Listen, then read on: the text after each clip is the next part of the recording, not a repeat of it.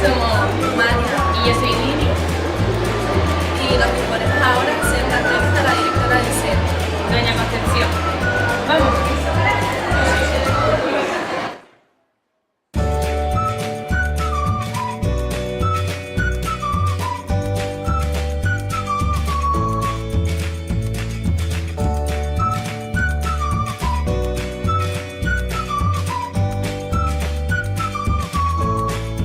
Bueno, nos encontramos con la directora del Centro Hispano-Inglés y nos ha concedido una entrevista para Euroscola.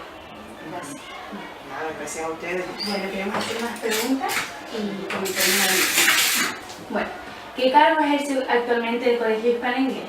¿Y desde qué año ostenta el cargo? ¿Qué le impulsó a decantarse por esta profesión? Pues mira, ahora actualmente soy la directora del colegio. A nivel oficial soy la directora de todo el colegio, aunque internamente ustedes bien saben que lo tenemos dividido. Yo llevo más la parte de secundaria y bachillerato y mi hermana más la parte de infantil y primaria. Pero vamos, a efectos de papeles, la directora del colegio, de todo el colegio soy yo. Pues ostento el cargo desde 1995, con lo cual ya llevo unos cuantitos años en él. Y pues siempre quise trabajar en esto por una única razón, la influencia de mi padre. Yo lo veía feliz con lo que hacía y yo había algo en la vida que tenía claro y es que tenía que trabajar, pero quería ser feliz trabajando. Y entonces pues por eso me dedico a esto.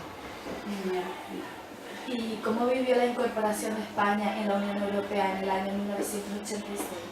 ¿Era docente en el Centro durante ese acontecimiento? No, en el 86 yo estaba en tercero de carrera, entonces bueno, pues lo vivía como lo vivíamos en el ámbito universitario, o sea, bueno, era algo sumamente importante para nuestro país, porque después, además de los años de la dictadura, suponía pues una apertura total en todos los aspectos, en el económico, en el social, en todo. Entonces, bueno, estábamos expectantes ante la posibilidad de esa incorporación de nuestro país a la Unión Europea y contentos, por lo menos en el ámbito en el que yo me movía, muy contentos porque suponía bueno, un nuevo mundo, era un cambio radical en nuestra sociedad.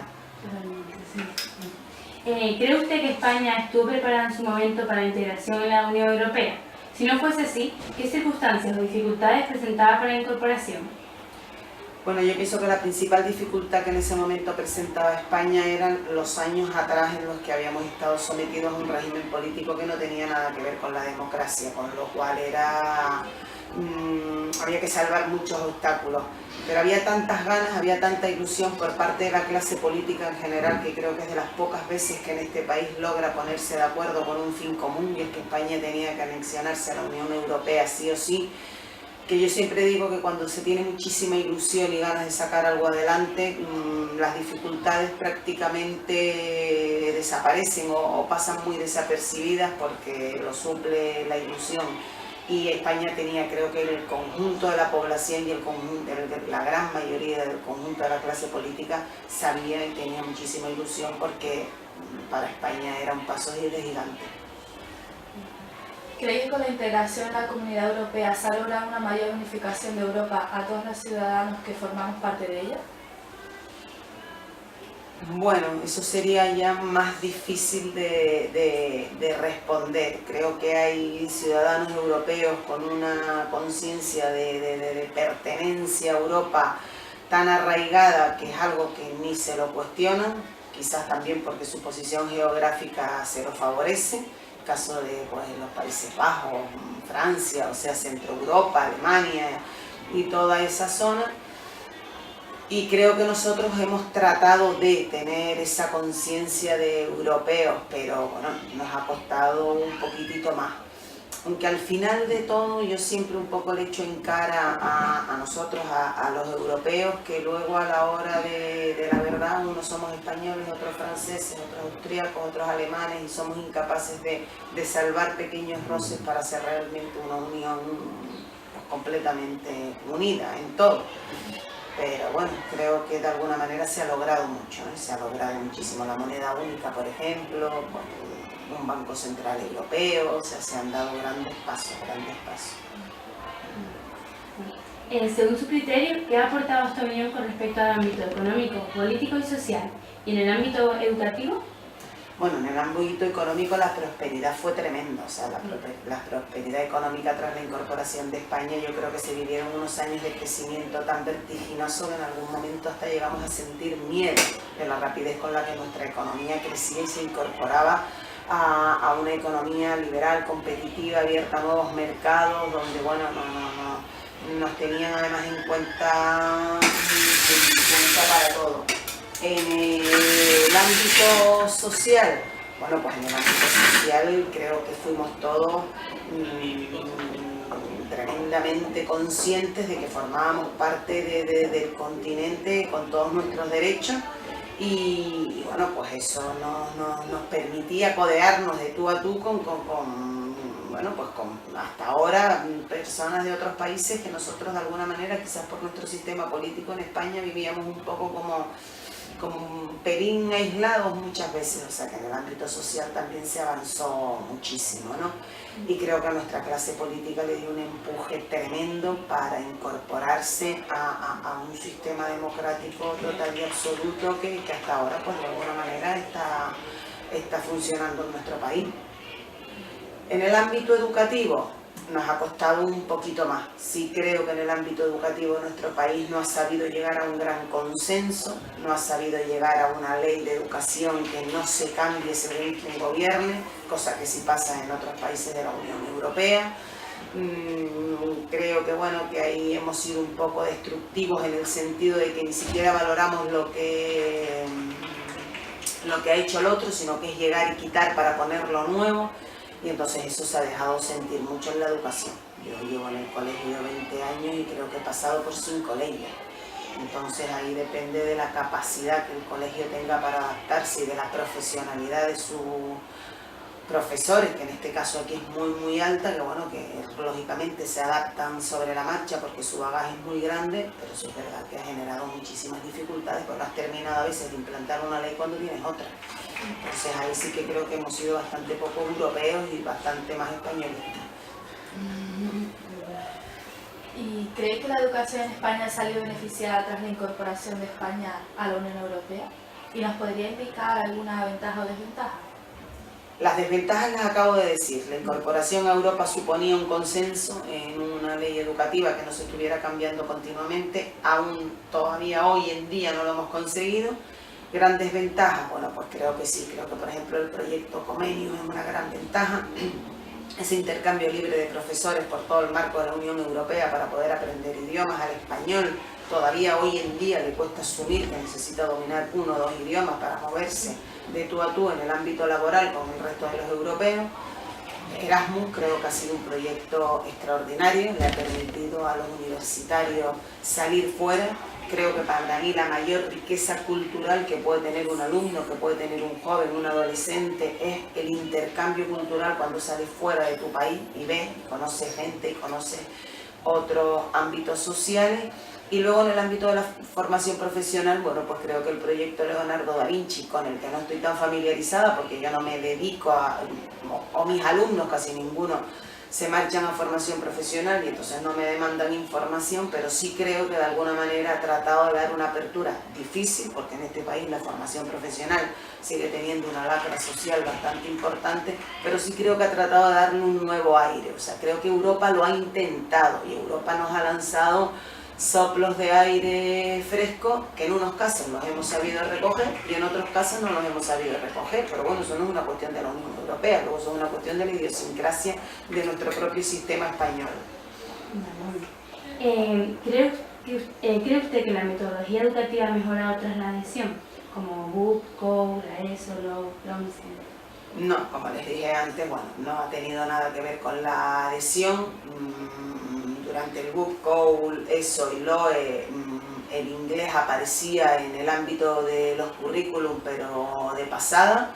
Tenías que ser un centro como este, privado o en su momento ya concertado, pero con un funcionamiento a pesar del concierto de privado totalmente para saber la importancia de ese idioma. Entonces, bueno, pues en definitiva te buscas un poquito la vida, tú das muchísimo inglés y consigues que tus alumnos sean bilingües, pero de una manera completamente particular. El esfuerzo lo hacemos desde la dirección pura y exclusivamente. Y por fin llegó la LOMCE, que sí, la LOMCE habla de algo que recuerda a Europa, la LOMCE habla de una formación en idiomas muy potente, la LOMCE habla de una metodología de enseñanza muchísimo más práctica que el alumno necesita, porque al fin y al cabo la teoría pues está ahí. Hoy en día, con la cantidad de acceso que tienen ustedes a la información en las redes, pues está ahí. Pero bueno, la LOMCE, como saben ustedes, ahora mismo tiene un pie dentro y un pie fuera, con lo cual pues vamos a ver lo que pasa. Pero yo creo que de todas ellas, si yo tuviera que elegir una que nos acerca un poquito al marco de lo que Europa nos lleva aconsejando durante muchísimos años, es la LOMCE, clarísimamente. ¿Y nos podría decir qué opina de los sistemas educativos que se han implantado en España en estos últimos 30 años? Bueno, mi opinión particular es que para mí la ley, una de las peores leyes por las que hemos pasado fue la famosa LOCSE, o sea, aquella ley en la que el alumnado titulaba o pasaba de curso sin tener que rendir cuentas de asignatura suspendida, aquellas siglas que en su momento nos pusieron para calificar de necesita mejorar o progresa adecuadamente, a mí me parecieron un horror, porque en el ámbito del necesita mejorar el alumno se movía en la franja del 1 al 4 y en el progresa adecuadamente el alumno se movía en la franja del 5 al 10, con lo cual era tan amplio que tú no podías decirle a un alumno cuál era su posición y lo bueno, malo o regular que era, y creo que hay veces que es necesario que los posicionemos en su sitio para que ellos también se motiven a sí mismos, porque si todos somos iguales en cuanto a calificaciones, ¿qué motivación obtenemos, ¿no? ¿Qué motivación tenemos? Con lo cual creo que fue, la verdad, que particularmente una opinión personal nefasta esa ley, ¿no? Más era un pasar de curso con una cantidad de asignaturas pendientes. Bueno, se dio la circunstancia de titular niños en cuarto de la ESO con las matemáticas de toda la etapa de secundaria suspendidas y no podías hacer absolutamente nada. Luego hubo una modificación a esa ley, nos permitieron dentro de los proyectos educativos de centro cerrar ciertas cosas, algunos lo hicimos, eso nos ha generado una serie de problemáticas a los centros que lo hicimos. Bueno, pues ahí tienen ustedes la idea que hay ahí fuera de que somos muy exigentes, de que tal, de que nuestro nivel es muy alto, que hay veces que incluso traba a la gente de cara a solicitar en el bachillerato, porque bueno, el hispano inglés lo ve, pero bueno, es que nos veíamos en la necesidad de que los alumnos tenían que saber. O sea, creo que todavía arrastramos cosas malas de aquella ley que tuvimos que ir un poco saliendo al paso de ella como pudiéramos. Se dieron cuenta, creo que ahí sí fue la clase política y el Ministerio de Educación bastante hábil, dándose cuenta, trató de retocarlo con la LOE y ha tratado de retocarlo mucho, como les digo, con la LOMCE. Y bueno, pues a partir de ahora, pues no sé, miramos continuamente hacia esos países como Finlandia, punteros en la educación, pero nos falta mucho camino porque desde la administración tampoco se nos permite mucho más allá de la ley que ellos nos imponen. Entonces, bueno, pues hay veces que estamos con las manos atadas. ¿Qué modificaría usted el sistema educativo actual? Bueno, le daría muchísima más carga de la que tiene, a pesar de que en mi colegio lo hay.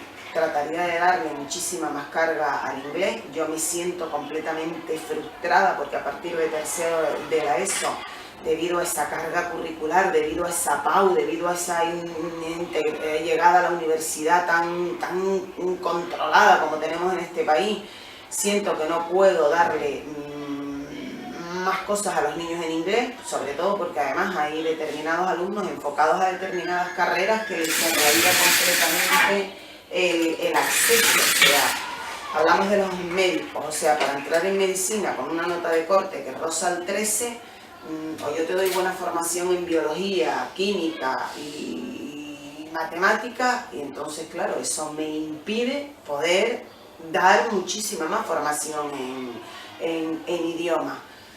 Y sobre todo la práctica. Yo trataría de que sí, ya la LOMCE y las nuevas metodologías en el colegio, bueno, ustedes las están viviendo, el aprendizaje cooperativo, la evaluación por rúbricas, el portfolio, las inteligencias múltiples, ya todo eso nos ha llevado a una evaluación y a una metodología muchísimo más práctica. El alumno es el que trabaja con nuestro seguimiento, el rol del profesor cambie cada vez más. En vez de esos profesores de antes somos facilitadores del aprendizaje para que ustedes puedan aprender y demás, pero claro, estamos encorsetados por la ley, entonces eso nos permite muy poca capacidad de maniobra, muy poca. Yo le daría, sobre todo, si yo tuviera que pedir algo y me dijeran tienes la posibilidad de pedir un deseo al ministro de Educación, le pediría sobre todo autonomía a los centros para trabajar como ellos creyeran que deberían de trabajar. Y luego que las familias decidan entre los diferentes centros y las diferentes metodologías cuál les gusta y cuál no.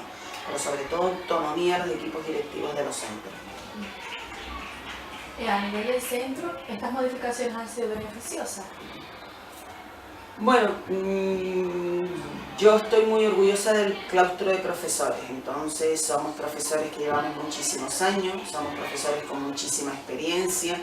Bien, es verdad que hemos estado siempre capitaneados, pues en este caso por don Pedro, que estamos hablando de 60 años en educación, con lo cual pues siempre nos ha dicho que tenemos que irnos adaptando a lo que ustedes, los alumnos, nos demandan, no a lo que nosotros como profesores creemos que debemos hacer. En unos casos los conseguimos más, en otros casos los conseguimos menos, porque ustedes también saben que la idiosincrasia del profesorado a veces hay cosas que son difíciles de cambiar. Uno lo intenta desde la dirección, pero no lo consigue.